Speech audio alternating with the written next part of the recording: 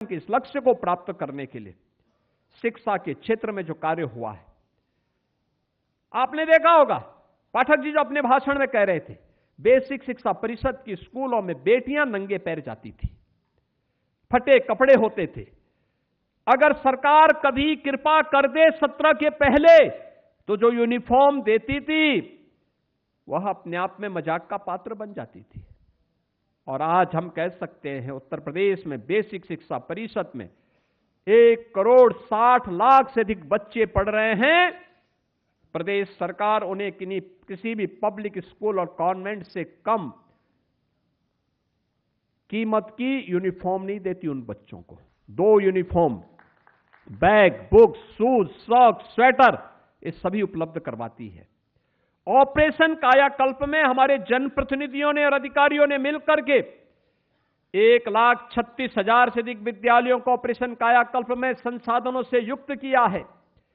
पहले मान्यता क्या थी कि बेटी इसलिए स्कूल छोड़ देती है क्योंकि दूर स्कूल है, लेकिन जब हम लोगों ने इसके सर्वे लिए या ये टूल का इस्तेमाल किया और पाया कि नहीं, दूरी के नाते बेटी स्कूल नहीं छोड़ती है। बेटी इसलिए स्कूल छोड़ती है क्योंकि विद्यालय में टॉयलेट नहीं है और पेयजल की व्यवस्था नहीं है। उन सभी विद्यालयों में बालिकाओं के लिए और बालकों के लिए अलग अलग टॉयलेट दिए गए, पेयजल की व्यवस्था की गई। आज ड्रॉप आउट रेट 0 पे पहुंचा है। बहनों और भाइयों, नकल विहीन शिक्षा हो या फिर प्रोजेक्ट अलंकार के माध्यम से माध्यमिक शिक्षा में विद्यालयों के वर्तमान भव्य भवन, हम भी तो किसी इंटर कॉलेज में ही पढ़े थे। हमारा भी तो दायित्व बनता है, हम उसका पुनरुद्धार करें। सरकार ने उस दायित्व को निर्वहन किया। पहली बार संस्कृत पढ़ने वाले बच्चों के लिए स्कॉलरशिप लागू हुई है। वे 6ठी क्लास में हो, पूर्वा में हो या आचार्य की कक्षा में, हर बच्चे को स्कॉलरशिप आज सरकार उपलब्ध करवा रही है। और उनके लॉजिंग फूडिंग की एक नई स्कीम के साथ भी हम आगे आ रहे हैं कि संस्कृत पढ़ने वाले बच्चों के लिए रहने की व्यवस्था हो, खाने की व्यवस्था हो, जिससे संस्कृत के माध्यम से वे समृद्धि के मार्ग पर प्रदेश सरकार को आगे बढ़ा सकें। ये सरकार के वे लक्ष्य, 1 डिस्ट्रिक्ट 1 माफिया से उभार करके 1 डिस्ट्रिक्ट 1 प्रोडक्ट और 1 डिस्ट्रिक्ट 1 मेडिकल कॉलेज की दिशा में आज आगे बढ़े हैं। गोरखपुर में एम्स संचालित, रायबरेली में एम्स संचालित,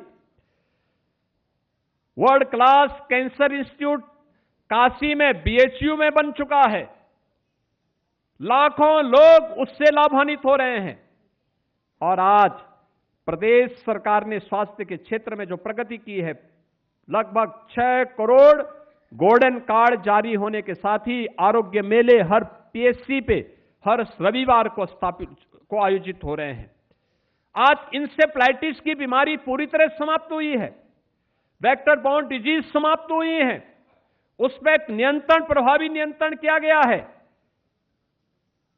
और उस दिशा में जो कार्य आगे बढ़े हैं, पर्यावरण के संरक्षण के लिए इतना बड़ा राज्य, इतना इंफ्रास्ट्रक्चर का क्रिएशन, उस सब के बावजूद देश के अंदर बड़े राज्यों में उत्तर प्रदेश अपने यहां ग्रीन लैंड बढ़ाने में सफल हुआ है। ज्यादा वृक्षारोपण के लक्ष्य को प्रदान करने वाले राज्यों में प्रदेश सरकार ने अपने को आगे बढ़ाया है।